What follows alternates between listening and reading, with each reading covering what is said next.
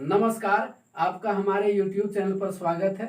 आज हम लोग पढ़ने वाले हैं मार्किंग क्या होता है, मार्किंग का उद्देश्य क्या है और मार्किंग करने के कौन कौन से तरीके हैं और मार्किंग करते समय किन किन बातों का ध्यान रखना चाहिए। मार्किंग क्या होता है? किसी भी रॉ मटेरियल से यूजफुल जॉब तैयार करने के लिए रॉ मटेरियल पर मशीनिंग करना होता है, यानी रॉ मटेरियल से मेटल रिमूव करना पड़ता है। कहाँ से कितना मेटल रिमूव किया जाए, इसके लिए हम लोग लाइन खींचते हैं या फिर केंद्र का निर्धारण करते हैं और सेंटर पॉइंट खींचते हैं, बाउंड्री लाइन खींचते हैं। इससे हमको कहाँ से कितना मटेरियल हटाना चाहिए उसका पता चलता है। यह जो हम लोग लाइन खींचते हैं या फिर सेंटर लाइन, सेंटर पॉइंट और बाउंड्री लाइन जो खींच रहे हैं, बस यही कार्य मार्किंग कहलाता है। मार्किंग बहुत ही जरूरी होता है। अब हम लोग मार्किंग के उद्देश्य के बारे में जानेंगे। तो मार्किंग करने के बाद हमको एक्यूरेट पता चलता है कि कितने अमाउंट में मेटल रिमूव करना है, और मार्किंग कारीगर के लिए एक गाइड की तरह होता है। एक ऑपरेशन करने के बाद उसको कौन सा ऑपरेशन करना होगा, यानी नेक्स्ट ऑपरेशन का पता चलता है।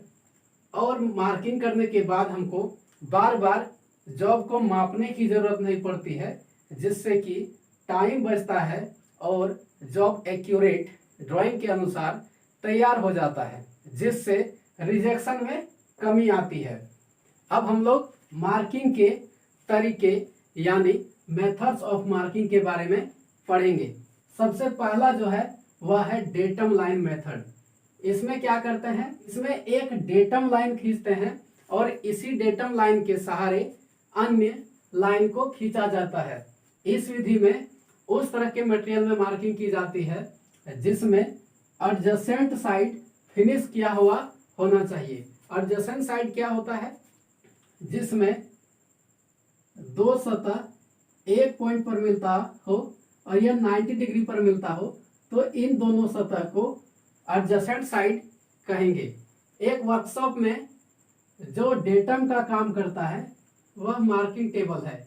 अगला जो हमारा मेथड है वह है सेंटर लाइन मेथड। इसमें क्या करते हैं, तो इरेगुलर शेप का जो जॉब होता है उसमें मार्किंग करने के लिए इस विधि का इस्तेमाल किया जाता है। इस विधि में हम लोग इरेगुलर जॉब में यानी अनियमित जॉब में एक सेंटर लाइन खींच लेते हैं और इसी सेंटर लाइन को डेटम लाइन मान करके इस पर ड्राइंग के अनुसार मार्किंग किया जाता है। मार्किंग का जो अगला तरीका है वह है मार्किंग टेम्पलेट। टेम्पलेट की सहायता से मार्किंग किया जाता है। टेम्पलेट क्या होता है? टेम्पलेट एक धातु की पतली चादर से बना हुआ होता है। जिस तरह का जॉब बनाना रहता है उसी तरह का एक नमूना तैयार कर लिया जाता है और उसी से मार्किंग किया जाता है। इससे जो मार्किंग होता है वह एक्यूरेसी में नहीं होता है। अब हम लोग जानेंगे किसी भी राउंड रॉड के एंड यानी क्रॉस सेक्शन में सेंटर यानी केंद्र कैसे ज्ञात करते हैं। तो इसके लिए हम लोग जेनी कैलिपर का इस्तेमाल करते हैं।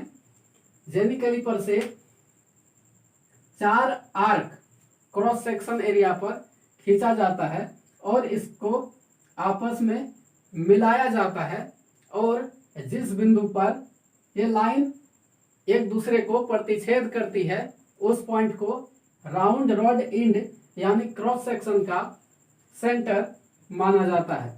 नेक्स्ट है हमारा सरफेस गेज और वर्नियर हाइट गेज की सहायता से हम लोग राउंड रॉड का सेंटर ज्ञात कर सकते हैं। इसमें क्या करते हैं, तो एक भी ब्लॉक में राउंड रॉड को रख देते हैं और उसके क्रॉस सेक्शन पर एक वर्ग सरफेस गेज और वर्नियर हाइट गेज की सहायता से बना लेते हैं और इसके विकर्णों को मिला देते हैं। इस वर्ग के विकर्ण जिस बिंदु पर एक दूसरे को प्रतिच्छेद करती है वही बिंदु शाफ्ट के क्रॉस सेक्शन का सेंटर कहलाता है।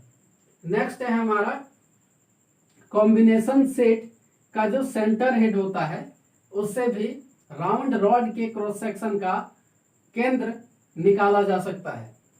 इसमें क्या करते हैं, तो कॉम्बिनेशन सेट का जो सेंटर हेड होता है उसकी सहायता से एक वर्टिकल लाइन और एक हॉरिजेंटल लाइन खींच लिया जाता है, और जहां ये दोनों रेखा एक दूसरे को आपस में काटती है वही बिंदु हमारा राउंड रॉड के क्रॉस सेक्शन का केंद्र कहलाता है।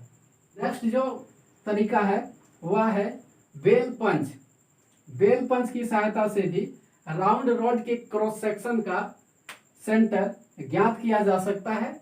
इसमें क्या करते हैं, राउंड रॉड के क्रॉस सेक्शन के ऊपर बेल पंच को रख दिया जाता है और हैमर की सहायता से हल्का प्रहार किया जाता है, जिससे एक पंच मार्क क्रॉस सेक्शन पर मिल जाता है और वही पॉइंट